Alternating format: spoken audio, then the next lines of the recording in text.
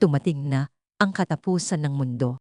Mayroon kaming maliit na tindahan at akala ko ay magkakasama kaming pamilya na magtutulungan upang makaligtas hanggang sa huli. Ngunit ginamit ng aking lola ang banta ng kamatayan upang pigilan kaming lahat na galawin ang mga pagkain.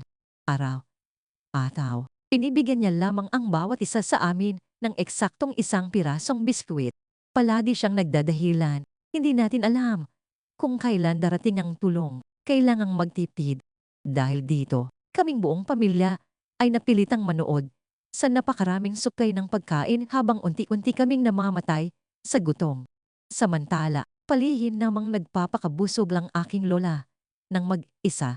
Sa huli, hinintay niya ring makarating ang pamilya ng aking bunsong tiyo. Walang habas nilang inaksaya ang mga supply ng aming bahay hanggang sa dumating ang rescue team ng bansa. Nang muli kong idilat ang aking mga mata, kaming tatlo sa pamilya ay bumalik sa mismong unang araw nang magsimulang bumungos ang malakas na ulan. Patakang mabaho ka, napakalakas ng kulog pero nakakatulog ka pa rin. Biglang namutawi ang sakit ng pilitin ang aking tenga kaya agad akong nagising.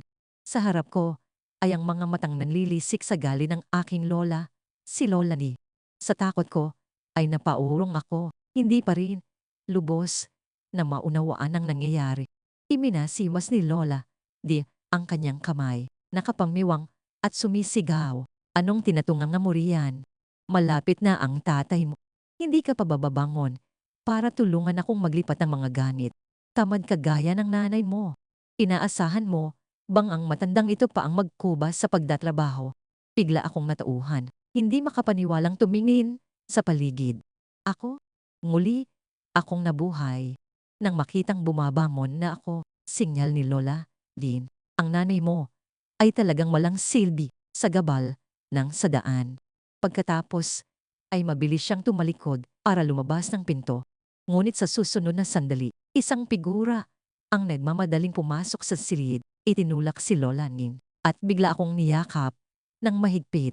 Sit na ang aking ina, gamit ang nanginginig na mga kamay, ay sinuri ako mula ulo hanggang paa. Agad na namula ang kanyang mga mata, walang tigil ang pag-agos ng luha, at sa basag na boses ay sinabi, Nehitin, ayos ka lang ba? Mabuti naman, ayos ka lang. Muliling nabuhay ang aking ina. Nang mapagtanto ito, agad kong tinakpan ang bibig ni ina dahil sa sobrang emosyon niya. Sinilip ko ang likuran niya at nakita si Lola Ming nasapo ang dibdib, tumadaing sa sakit sa sahig. Itinuro niya ang aking ina, sumisiglaw ng matinis. Gusto mo na bang mamatay? Gusto mo ba akong patayin? Ikaw na walang utang na loob. Agad akong kumindat kay ina. Agad na nakuha na ang ibig kong sabihin. Itinago niya ang kanyang punong-puno ng puot na paningin at nagkunwaring malumanay. Lay, nandiyan din pala kayo. Pasensya na po, hindi ko kayo napansin.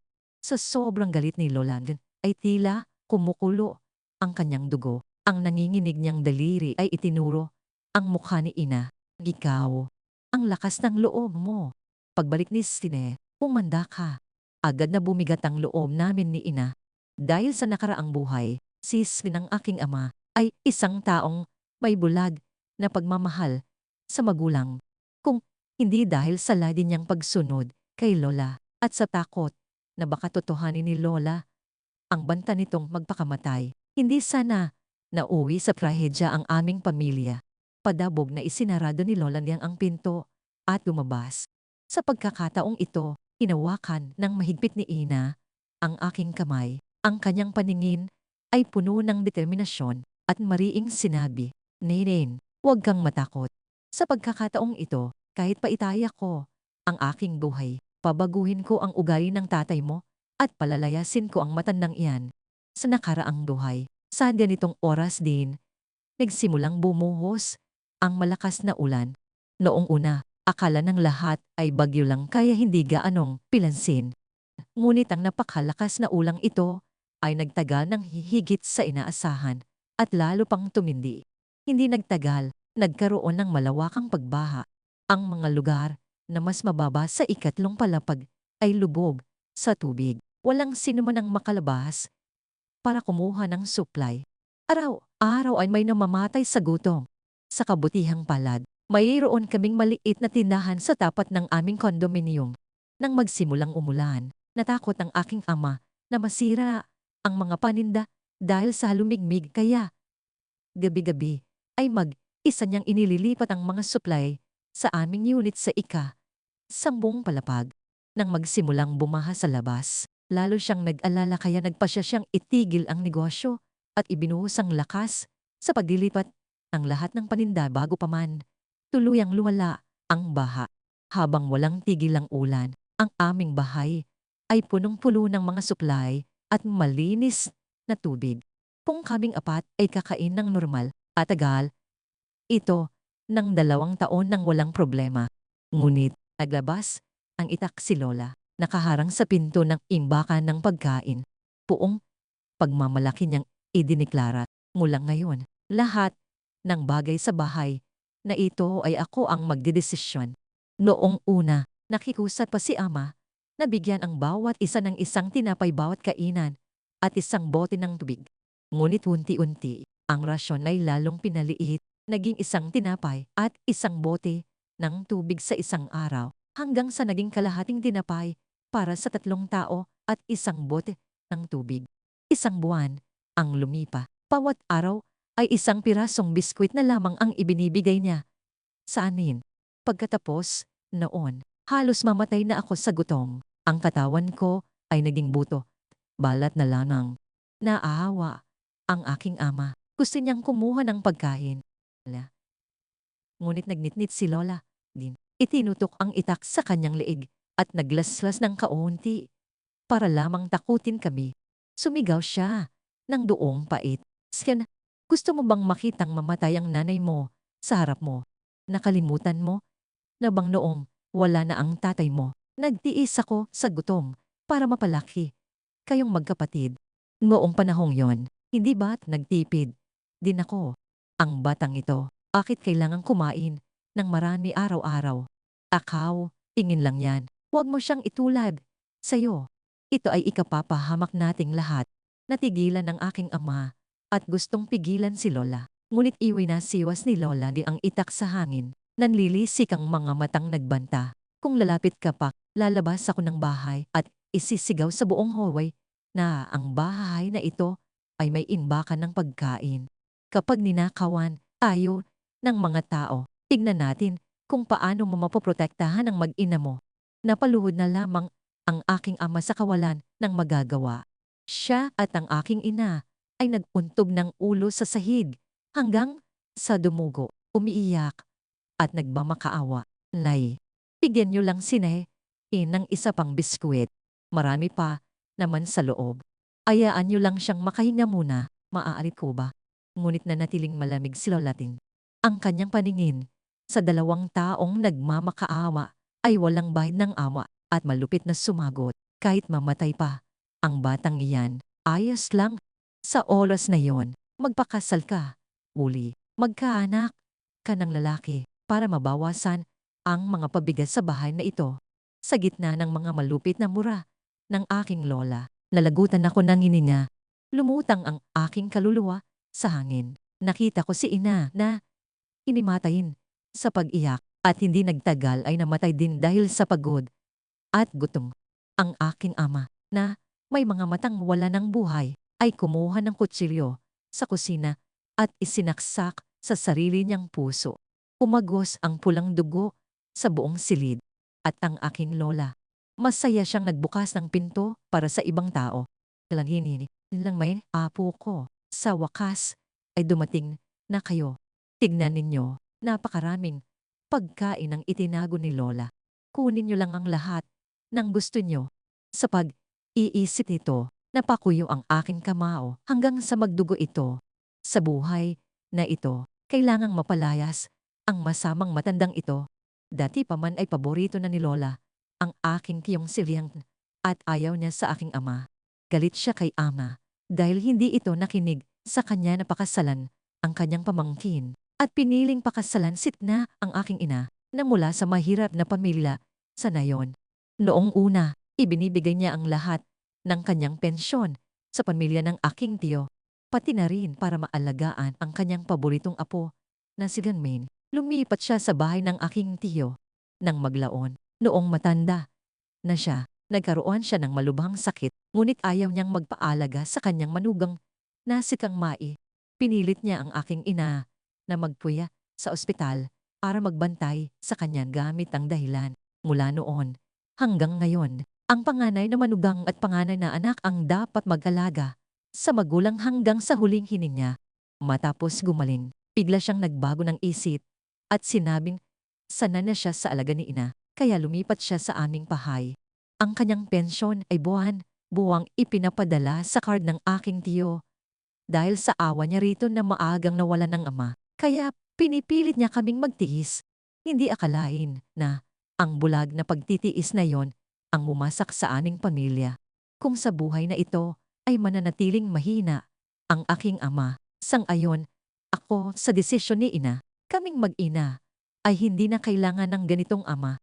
Eksakto namang may narinig kaming preno ng sasakyan sa labas. Hinawakan nang mahigpit nit na ang aking kamay at kaming dalawa ay lumabas. Tamang-tama, nakita namin ang aking ama na pumasok na basang-basa ng ulan. Pagkakita pa lang niya sa amin, biglang sumulpot si Lola at kumapit sa braso ni ama. Nagkunwaring umiiyak si Lolanin habang nagrereklamo. Tim, nakauwi ka na rin. Kung hindi ka pa dumating, papatayin na ako ng mag-inang ito. Tignan mo, ako, ang asawa mo, ay napakasama. Sinadya niya akong itulak sa hamba ng pinto. Tignan mo, namaga na ito. Mataman, naming pinagmasdan ni ina ang ekspresyon ni ama. Ngunit hindi na siya katulad ng dati. Sa pagkakataong ito, hindi siya agad humingi ng paumanhin kay Lola o pinagalitan kami gaya ng nakasanayan. Nakatayo lang si ama, tahimik, at ang kanyang paningin ay malamig na nakatitig kay Lola din. Napansin din ni Lola ang kakaiba. Bigla siyang tumahimik sa pagsisigaw at tumingin kay ama. Uminga ng malalim at sa mababang boses ay sinabi, "Nay, napakalakas ng ulan sa labas.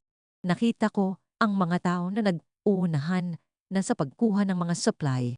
Kamusta kaya ang pamilya ng aking kapatid?" Ano? Agad na naabala si Lola din. Ngunit ako ay nagtataka. Sa kalendaryo ay ika-12 pa lang ng Setyembre. Ito ang unang araw ng ulan. Karamihan sa mga tao ay hindi pa nababahala. Paanong may mga tao na agad na nag-uunahan sa mga supply? Pagad na hinila ni Lola di ang manggas si ama. Paano na ang pamilya ng kapatid mo? San, bilis. Magdala ka ng gamit sa kanila. Hindi ba't kakakuha mo lang ng bagong stocks? Tumango si ama. Mukhang tapat ang intensyon. Huwag kayong mag-alala. Hindi ko sila pababayaan. Ang mga bagong stocks na nakuha ko ay balak kong ihatid lahat sa bahay nila. Kung hindi kayo mapalagay, sumama na kayo sa akin. Total ay palagi ninyong sinasabi na miss niyo na si Minmin. Dahil sa ulan, ay wala ring pasok. Tuon na muna kayo. Tumira ang ilang araw para maalagaan ng apo nyo. Kapag tumigil na ang ulan, susunduin ko kayo. Naakit na si Lola din. Nakangising sinabi kay ama, "Sige, sige, mabuti at naisip mo yan. Maghahanda lang ako ng mga gamit at aalis na tayo." Habang pinapanood ang likuran ni Lola na masayang nag-impake, kaming tatlo ay nagkatinginan. Nanahimik ang buong silid. Sa huli, hindi ko na napigilan at nagtanong, "Ay, muli rin ba kayong nabuhay?" Nang marinig iyon ni ama, hindi na niya napigilan ang humagulgol. Napaluhod siya sa sahig at paulit-ulit na sinampal ang sarili. Di na, nay, pain. Wala akong kwentang tao. Napakahina ko, kaya namatay kayong dalawa. Dapat lang akong mamatay. Dapat lang akong mamatay. Umiyak din si ina at niyakap si ama. Kumalam kayo, wag kayong mag-alala. Sa buhay na ito, wala nang makakasakit sa atin. Matapos iyon, pinunasan ni ama ang kanyang luha. Tumayo ng tuwid at naging seryoso ang mukha. Eksakto namang lumabas si Lola, dindala ang isang malaking malita. Nagkatinginan kami ni Ina at napagkasundo ang manahimik. Siguradong ninakaw na naman niya ang mga gamit sa bahay para ibigay sa pamilya ng aking tiyo. Gayunpaman, basta't mapaalis ang salot na ito, kahit gaano pa karami ang mawala, ay sulit na. Tinulungan ni Ama, si Lola, na isakay ang mga gamit sa truck. Agad silang umalis. Sa totoo lang, dahil sa masamang panahon, matumal ang beta sa aming tindahan. Ang mga bagong stocks na ito ay kaunti lang at hindi kumpleto. Sa katakawan ng pamilya ni Liang Tin, siguradong hindi ito magtatagal. Nag-aalala kaming mag-ina na baka bukas o sa susunod na araw ay maubos na nila ito at bumalik dito. Ngunit palihim na bumalik si Ama gamit ang iskinita. Iniiwasang makita ni Lola Nin. Naglenta ako ng apartment sa Maranyang condominium. Sa tapat, ang password sa pinto ay ang kaarawan ni Nain. Pumunta na kayo roon. Pagbalik ko, kasama ang kak, dahan-dahan, nating ililipat ang lahat ng gamit doon. Lumalabas na bago. Umuwi si Ama kanina. Tumaan muna siya sa isang ahente para maglenda ng unit sa bagong condo sa tapat. Isang Maranyang unit sa ika-15, palapag. Naninginig na kinuha ni Ina ang susi at dinala ako sa bagong gusali. Mula sa bintana ng hallway, kitang-kita ang aming tindahan at ang gate ng lumang subdivision sa ibaba. Sa nakaraang buhay, gustong bilhin ni Ama ang kondo na ito dahil malapit sa paaralan at balak niyang ilipat doon ang tindahan. 2 buwan pa lang kaming nakalipas sa kasalukuyang pwesto. Bukod dito, sa panahong ito ang mga tao ay hindi na nakikialam sa kapitbahay. Kaya sa nakaraang buhay, walang nakakaalam na may tindahan kami. Hanggang sa huling sandali, walang nagnakaw sa amin. Kaya naging ligtas si Lola at ang pamilya ng aking tiyo. Matapos, ihatid si Lola sa bahay ni tiyo. Pumalik agad si Ama sa tindahan. Nang gabi na, mula sa ika-15, palapag, nakita ko si Ama na nagalagay ng karatulan na klosik sa pinto at suminis sa amin. Tinulungan namin ni Ina si Ama na ayusin at iimpake ang mga supply para ilipat sa bagong bahay. Sa umaga ay nagpapahinga kami at sa gabi ay parang mga langgam kaming palihim na naglilipat ng gamit. 1 linggo kaming naglipat hanggang sa maubos ang laman ng tindahan at maayos nang nakalagak sa bagong bahay. Dahil bawat palapag ay iisang unit lang at hindi pa gaanong puno ang kondo. Wala kaming nakasalubong na kapitbahay sa loob ng 1 linggo. Pagkatapos, maglira, tumili pa kami ng mga karagdagang gamit, matatalim na, kutsilyo, pepper spray, baseball, bat, military, binoculars, at iba pang pangproteksyon. Siyempre, hindi rin nawala ang mga gamot at mga kahon ng gatanids. Matapos makumpleto ang lahat, isinarado namin ng maigi ang pinto at hindi na lumabas. Sa puntong ito, mahigit 10 araw na ang walang tigil na ulan. Ang drainage ng lungsod ay puno na at ang mga kalsada ay nagsimula ng bumaha. Ang mga tao ay nagsimula ng magpanik.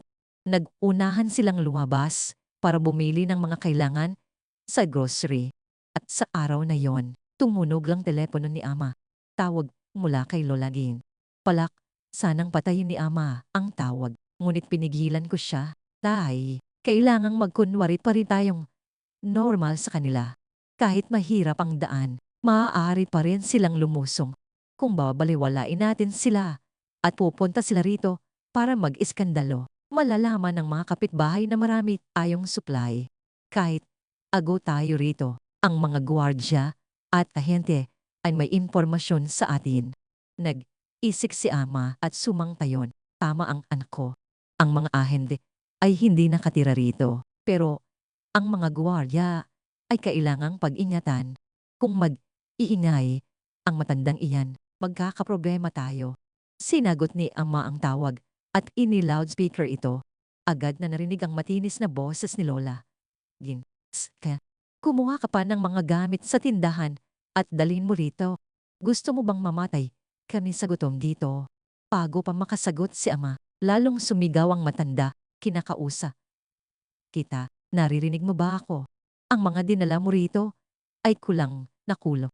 Magpadala ka ng maraming karne, isda, prutas, at mga merienda rito. Pilis. Narinig din ang boses ni Tyuling. Nay, sabihin mo sa kanya na konti lang yung dinala niya. Paano kakasya ito? 3 lang silang kumakain sa bahay nila. Bakit kailangan nilang ubusin ang laman ng tindahan? Sabihin mong ilipat na rito ang lahat ng laman ng imbakan. Sumabat din si Tangmai. Ama. To, nay. Para isang lakaran na lang, dalihin na niya lahat dito. Mahirap na ang daan dahil sa baha para hindi na rin siya pabalik-balik. Natawa ako sa inis. Ang aking ina naman ay namutila sa galit. Sumenyas si ama na kumalma. Kani at matigas ang boses na sumagot. Nay, nakikinig po ako. Ayan, narinig mo ba ang kapatid mo? Iniisip ka niya para hindi ka mapagod. Pagmamalaki ni Lola Ninin. Pinigilan ni ama ang kanyang pandidiri at sumagot. Sige po, ihahanda ko ang mga gamit at dadalhin ko riyan. Pagkababa ng telepono, hindi na nakatiis si ina at hinarap si ama. Snat, akala ko ay natuto ka na pero parang wala ka pa ring bay sa sarili. Gusto mo pa ring maging bulag na anak. Ibibigay mo ang lahat sa kapatid mo para mamatay kami sa gutom. Sinasabi ko sa iyo, bago mo makuha ang mga gamit na ito, dadaan ka muna sa bangkay ko. Kahit isang pakete ng noodles ay huwag mong subukang ilabas. Namutla si ama at mabilis na nagpaliwanag. Tatlea, sa tingin mo ba ay hibang na ako para gawing uli yon? Kahit mamatay pa sila riyan, wala silang makukuha sa akin. Huwag kang mag-alala sa buhay na ito. Maliban sa inyo ni Nain, wala na akong pakialam sa iba. Ang utang na loob ko sa pagkapanganak sa akin, pinayaran ko na. Iyan ang buhay ko sa nakaraan. Bakit nangako ka sa telepono kanina? Tanong ni Ina, na puno pa rin ng hinala. Hindi ba't sabi ng anak natin ay kailangang magkunwari? Huwag kang mag-alala, may paraan ako para lokohin sila. Pagkatapos, noon, nagluto si ama ng masarap na pagkain. Ang mga sariwang karne at gulay ay hindi magtatagal, kaya nagpasya siyang maghanda ng piging para sa amin. Habang nilalagyan ni ama ng pagkain ng plato ko, sinabi niya, habang may sariwa ang pagkain, kumain tayo ng madami para lumakas ang ating resistensya. Sa mga susunod na buwan, pakapuro dilata at vitamins, lang ang makakain natin. Matapos, mabusog, sinimulan naming i-secure ang aming munting kuta. Inilabas ko ang mga power bank at sinimulang i-charge ang lahat ng ito para sa pagluluto at pagpapakulo ng tubig sa hinaharap. Ang mga freezer at aircon ay malakas sa kuryente, kaya kailangang patayin ang mga ito balang araw. Bukod dito, ang ingay ng makina ay maaaring makatawag ng pansin sa mga taong desperado sa labas. Nagtanim naman si ina ng mga gulay sa mga paso sa balkoni. Kahit paano, kailangan natin ng natural na bitamina at fiber para hindi magkasakit at para manatiling maayos ang ating kaisipan. Si ama naman ay pinagpapawis ang lalagyan ng malalaking kadena ang mga pintuan. Maingat din niyang hinang ang mga baka sa mga lagusan. Kapag nawalan na ng kuryente, hihinto ang elevator. Ang pagharang sa mga lagusan ay pipigil sa mga taong nais pumasok sa aming unit. Mula nang muling mabuhay, wala kaming tigil sa pagtatrabaho. Mula sa paglipat ng gamit hanggang sa pagpapatatag ng aming bahay. Muling tumunog ang telepono. Si Lolanyo na naman. Dinala ni ama ang telepono sa may bintana at bahagyang binuksan nito. Ang ingay ng bagyo at malakas na ulan ay pumasok sa loob at narinig sa kabilang linya. Sinagot ni ang ama ang tawag. Nay, Stiat, ano na? Nasaan na ang mga gamit? Bakit wala ka pa? Sigaw ni Lola. Ging. Inilapit ni ama ang telepono sa bintana at sumigaw. Nay, inagawa ko ang lahat. Gusto ko kasing magdala ng maraming gamit, kaya napakabigat at mabagal ang takbo. Sige, sige. Pero kailan ka makakarating? Gutom. Nagutom na ang apo mo. Narinig ang boses ni Dangmayne na umiiyak. Lola, gutom na ako. Gusto ko ng hotpot. Gusto ko ng inihaw na sausage at durian. Nang marinig ang hiling ng bata, napangisi ako. Marunong pumili ng pagkain na bakit hindi pa siya humingi ng lobster at abalon para kumpleto. Nay, nagmamadali rin po ako. Biglang naging malungkot ang boses ni ama, pero napakataas na po ng baha. Dahil sa bigat ng dala ko, tumirik ang truck sa baha. Ayaw na nitong umanda, naglalakad na lang po ako sa baha ngayon. Ano? Bakit ang tanga-tanga mo? Sigaw ni Tio Lang din. Mababa lang naman ang baha rito sa amin, nakakadaan ang mga malalaking truck. Bakit hindi ka marunong humanap ng tamang daan? Napangiti si ama sa loob niya, pero nanatiling mapagkumbaba ang boses. Dahil sa kagustuhan kong magdala ng maraming gamit para sa inyo. Bukod dito, magkaiba ang lokasyon natin. Siguro ay mababaw lang diyan, pero rito ay hanggang baywang na ang baha. Huwag kayong mag-alala, paghahanap ako ng talyer. Habang mababaw pa diyan, pumili muna kayo sa grocery. Pagkatapos ng 2 araw at ayos na ang truck, ihahatid ko ang lahat ng ito sa inyo. Nang marinig ni Tiolan na kailangan nilang gumastos, sumigaw siya. Ano? Gusto mo kaming gumastos ng sariling pera? May tindahan tayo. Bakit kami bibili? At sa napakamahal na ng pagkain ngayon sa grocery. Alam mo namang dibit kami. Kailangan pa naming pakainin ang nanay mo. Ay mali. Kailangang pakainin si nanay. Nang marinig ito, lalong nagalit si ama. Ang kakapalan ng mukha nilang sabihing pabigat si Lola. Ilan lang ba ang nakakain ng isang matanda? At sa lahat ng pensyon ni Lola ay sa kanila napupunta. Inaplos ni Ina ang likod ni ama at suminyas, huwag kang pumatol sa asong ulol. Huminga ng malalim si ama at naging malumanay. Alam kong mahirap ang sitwasyon niyo. Wala na tayong magagawa. Kung kailangan niyo ng pera, magpapadala muna ako ng kaunti. Nang marinig ang salitang pera, biglang nagbago ang tono ng pamilya ng ating tiyo at agad na sumang-ayon. Huling dabili ni Lola din. Sin, dagdagan mo ang ipadadala mo. Mahal ang pagkain ngayon at malaki ang responsibilidad ng kapatid mo. Opo, alam ko po. Magpapadala ako ng 1 trilyon mga 3 milyong sin. Sagot ni ama. Pagkababa ng telepono, napaupo kaming lahat sa sofa. Kahit alam na namin ang kakapalan ng mukha nila, masakit pa rin marinig ito. Ng personal, kumuha ako ng malamig na beer sa ref at ibinigay kay ama. Inom muna kayo, tay. Ang pera sa bangko ngayon ay numero na lang. Sa mga susunod na araw, kahit may bundok, kapang ginto, hindi mo iyan maipapalit sa kalahating tinapay. Wala silang mapapala sa pera. Huwag na kayong magalit. Tumango si ina. Bilang pagsang-ayon, uminom si ama ng beer at mapait ng ngumiti. Alam ko, pero masakit pa ring isipin ang nakaraan. Nagtago sila ng 6 na buwan bago tayo pinuntahan. Ibig sabihin ay marami rin silang itinagong pagkain noon. Pero nagawa pa rin nilang kunin ang lahat sa atin nang hindi iniisip kung paano tayo mabubuhay. Napakalupit nila. Tumingin ako kay ama at sinabi, mas mabuti na yon, tay. Kung wala silang puso, wag na tayong maawa. Sa buhay na ito, wala tayong kinalaman sa kanila. Batas na tayo. Nang gabing iyon, nagluto si ina ng hapat, inihaw na sausage, at durian ang mga pagkaing hinihingi ng aking pinsan kanina. Masaya kaming kumain at nakatulog ng mahimbing. Kinabukasan, lalong lumakas ang ulan. Araw, tahimik kaming nakaupo sa may bintana. Pinapanood ang baha na patuloy na tumataas. Pagkalipas ng 1 linggo, lubob na ang karatulan ng aming tindahan. Sa unang palapag, puti na lang at mataas sa ang ground floor ng mga kondo rito kaya wala pang namamar pero malala na ang sitwasyon. Pinabasa ni ina ang mga balita sa chat group ng aming lumang subdivision. Ang mga nakatira sa mababang palapag ay nagmamakaawa sa mga nakatira sa itaas na patuluyin sila. Pero sa panahong ito, sarili mo na ang inuuna ng lahat. Ihira ang tumutulong at karamihan sa mga nasa itaas ay nananatiling tahik.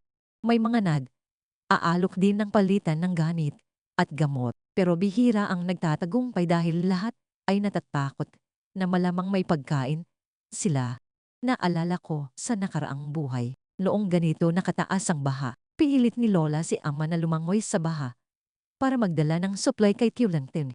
Pero ngayon, ligtas, kaming nakatago sa aming kuta habang pinapanood ang kaguluhan sa labas. Lumipas ang 2 pang-araw, abot na sa ikalawang palapag ang baha. Ang mga tao roon ay napilitang lumipat sa mga hagdanan ng mas mataas na palapag. Nang gabing iyon, napakaingay sa lumang subdivision. Sa kabila ng lakas ng ulan, may maririnig na mga tili. Nagising ako at nakitang nasa bintana na sina Ama at Ina. Hawak ni Ama ang military, binoculars at seryosong nakatingin sa lumang gusali. Nagsisimula na silang mannakaw. Puntong hininga ni Ina na tumingin sa akin nang may awa. Sa mga bahay na iyon, may mga bata rin. Hindi kumibo si Ama. Ibinigay niya sa akin ang binoculars. Sa dilim, kapag may kidlat lang makikita ang mga taong nag-aaway. Pero sa mga sigaw at kalabog ng binto, alam ko ang impyernong nangyayari doon. Narinig ko na ito sa nakaraang buhay, pero nakakapangilabot pa rin. Sa katapusan ng mundo, ang pagkatao ay hindi dapat sinusubok. Ang tanging layunin na lang ay mabuhay sa kahit anong paraan. Nagbilin si Ama sa amin. Mula ngayon, huwag bubuksan ang kurtina o bintana sa umaga. Sa gabi lang tayo pwedeng magbukas ng kaunti para sa hangin. Iwasan ang magluto ng mga pagkain mabamo. Gumamit na lang ng induction cooker para sa pagpapakulo. Kailangan nating mag-ingat. Huwag nating hayaang mapansin tayo ng kahit sino. Tumango si Ina. Kung susundin ang nakaraang buhay, tukas o sa susunod na araw ay mawawalan na ng kuryente at tubig ang buong lungsod. Sa oras na yon, lalong magkakagulo. Ika-16 na araw ng baha. Tuluyan nang nawalan ng kuryente at tubig. Patuloy ang pagtaas ng baha. Kaya ang mga nasa baba ay napilitang magsiksikan sa mga hagdanan dala ang kakaunting gamit. Ang hirap ng sitwasyon ay nagpapabago sa mga tao para maging parang mga hayop na mababangis. Sinilip ko ang labas gamit ang binoculars. May mga patay na sa gutom sa mga hallway. Ang mga buhay pa ay halos wala na rin lakas. Mayan-maya, may lumabas na grupo ng mga kalalakihan na may 2 bakal at kutsilyo.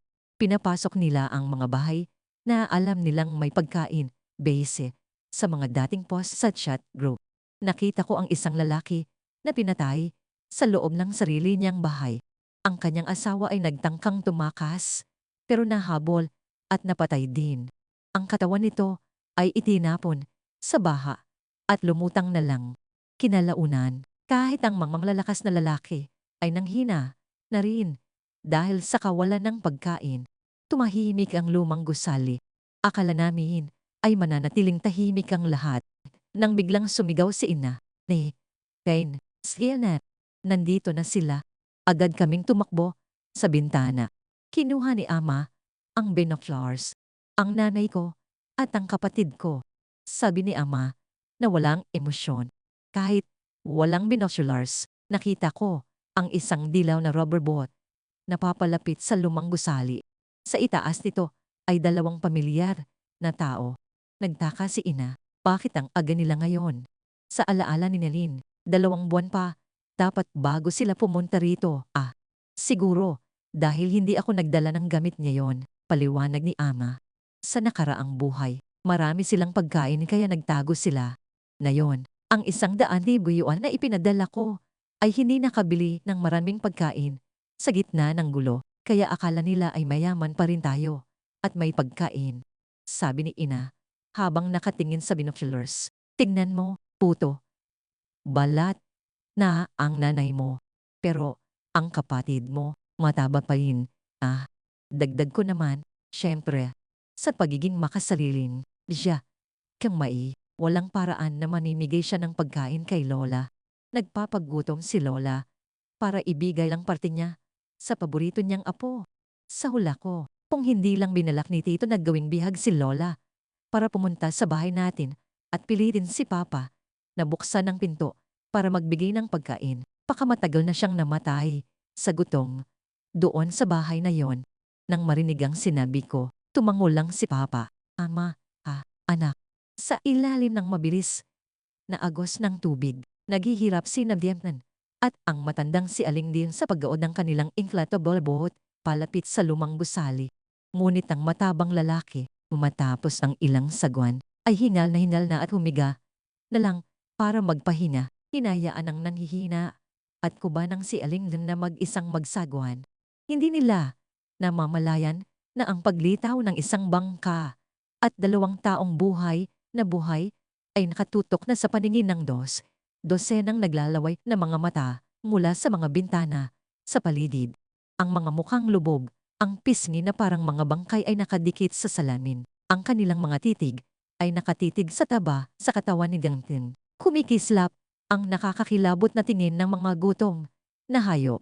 Sa wakas, pagkatapos ng hirap, tumaong din ang inflatable boat sa hagdanan ng 3 palapag ng lumang gusali. Maingat si Aling din. Dahang humakbang palabas ng bangka. Sumusunod naman sa likod, si Dentang habang umagwag ang taba. Ang mag-inang iyon ay mabilis na umakyat diretsyo sa 10 palapag. Ngunit hindi nila alam, mula pa, nang dumaong sila, mayroon ng 2 malalaking lalaki na may nakakatakot na mukha ang palihim na sumusunod. Nang huminto sina Aling at Dangtang sa tapat ng lumang bahay namin, abang hingal na hingal, biglang sumulpot ang 2 lalaki mula sa dilim. Kinamit nila ang mga tubong bakal para hampasin ng malakas ang batok ng 2.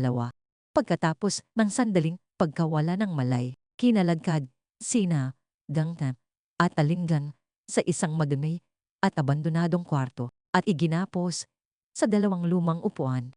Isang lalaki ang may hawak na plastik na baso na may lamang maputlang dilaw na likido na amoy mapanghi. Tumawa ng nakakatakot at isinaboy ito ng diretso sa mukha nilang 2. Sumulasok ang matapang na amoy ng ihi. Habang malabo pa ang paningin, nadilaan ni Dangtan ang ilang patak sa kanyang labi. Agad na nabulunan at nagising. Pareho silang tumingala. Ang mga mata ay puno ng takot habang nakatingin sa 2 masasamang loob na may dalang mga sandata. Ago pa man nila maintindihan ang nangyayari, isang malakas na sampal ang dumapo sa mukha ni Dangtang na nagdulot ng pagkahilo at pagdurugo ng kanyang bibig. Ito lang bang basulang ito ang nahanap ko sa bangka mo? Itinutok ng lalaki ang isang kumikinang at malamig na patalin sa lalamunan ni Dangtang. Sabay sigaw. Magsalita ka. Saan mo itinago ang mga suplay nyo? Alos himatayin si Dangtang sa takot. Nadulas siya sa upuan, lumuhod sa sahig at nanginginig ang mga kamay habang yumayakap sa binti ng siga, umiiyak ng malakas. Wala po. Boss, wala talaga kaming suplay. Kung hindi kayo naniniwala, tanungin niyo ang nanay ko. Tumingin ang siga nang may nanlilisik na mga mata kay Aling Lin. Dahil sa takot, nanginig ang buong katawan ng matanda, mabilis na lumuhod at nagmakaawa. Boss, mukha ba akong may pagkain sa ganitong kalagayan? Ang matandang katawan na ito ay ilang araw na ring hindi nakakatikim ng kahit isang patak na tubig. Maawa po kayo, patawarin niyo kami. Pinagmasdan sila ng 2 lalaki. Totoong mangbuto, balat na ang matanda, pero ang lalaking kasama niya ay mataba at punong-puno ng laman. Ang kaibahang ito ay nakakatawa. Nang makita ni Aling na tila, hindi naniniwala ang mga ito. Dahil sa kagustuhang mabuhay, hindi siya atubiling ituro ang tatay ko. Paulit-ulit siya nagpuntog ng ulo sa sahig, nanginginig na nagtapat. Pero, boss, ang panganay kong anak, mayroon siyang gamit. May-ari siya ng isang malaking grocery store. Ang lahat ng paninda ay inilipat na niya sa bahay sa 10 palapag ng building na ito. Sasamahan ko kayo para kunin ito. Tiyak na masisiyahan kayo. Parang nakahanap ng salbabida si Leangton. Mabilis din siyang sumang-ayon. Ama. Ang bahay ng kuya ko ay may nakatagong bodega ng pagkain doon. Sumunod lang kayo sa akin. Nagkatinginan ng dalawang lalaki. Ang isa ay ngumisi ng bahagya at kumatok-katok ang kutsilyo sa pader. Sige, kung totoo ang sinasabi niyo, pag-iisipan kong buhayin kayo. Pero kung sinusubukan niyo kaming lokohin, alam niyo na ang mangyayari. Pagkatapos noon, pinutol nila ang mga gapos at kinalagad sina Alinggan at Dangtang papunta sa lumang apartment namin. Tahimik akong nakatayo sa bintana ng katapat na building. Pinapanood ang buong palabas. Nakaramdam ako ng matinding pandidiri. Nanatiling parang estatwa si Papa. Ang mukha ay malamig at walang emosyon. Pagkaraan ng ilang sandali, naglabas siya ng isang buntong hininga. Mabuti na lang at maaga tayong umalis. Kung hindi, sa dalawang taong walang utang na loob na ito, maaga o huli ay ipapahamak din nila tayo. Sa kabilang building, sinipa ang pinto ng bahay namin.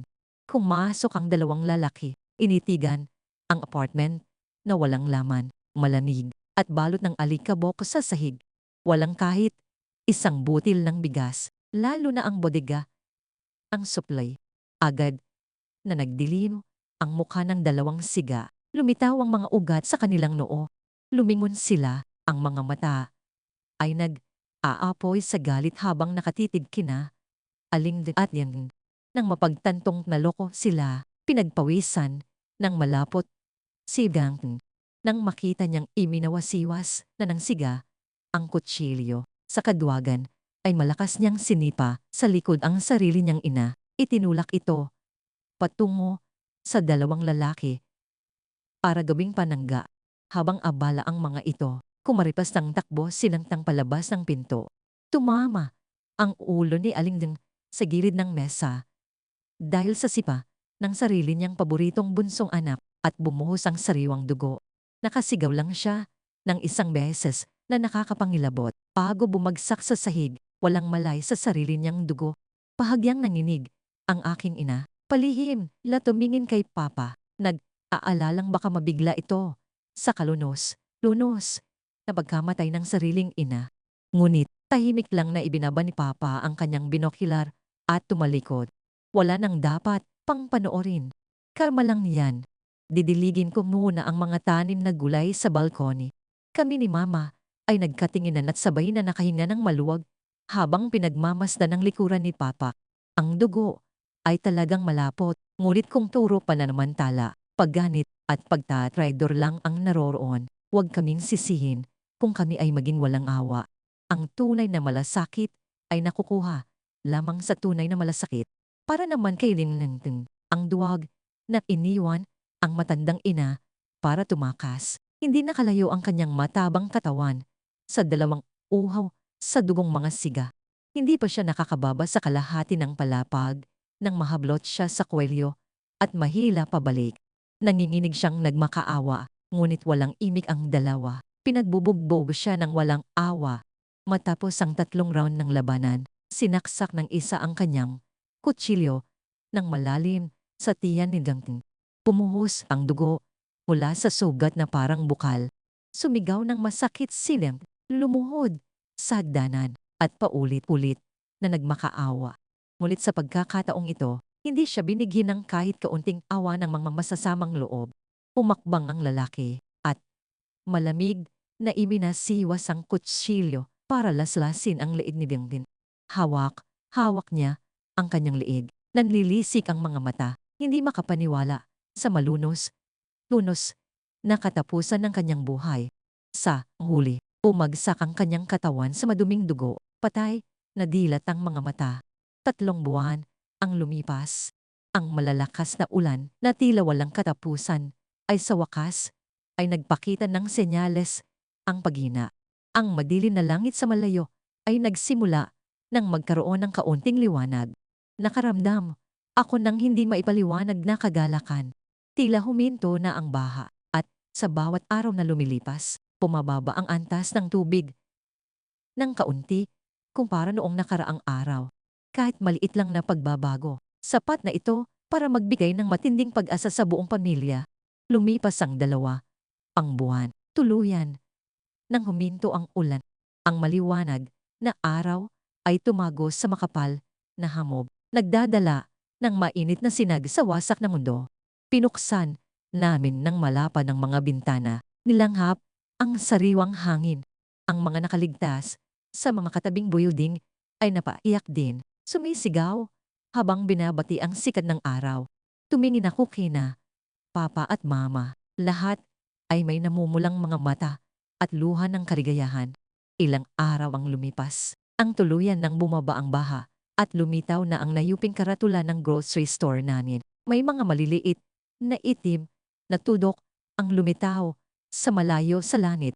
Habang papalapit ang mga tudok na iyon, ang tunog ng mga ilays na humihiwa sa hangin ay umalingaw sa paligid.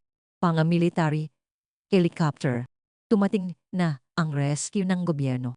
Lahat ay lumabas sa balkoni, paliw na kumakaway gamit ang kanilang mga damit. Patawat, sumasayam at humihagulgol sa tindi ng tuwa. Ang delubyong ito ng katapusan, ang mundo, ay sa wakas ay natapos na. At ang aming pamilya ay nakaligtas.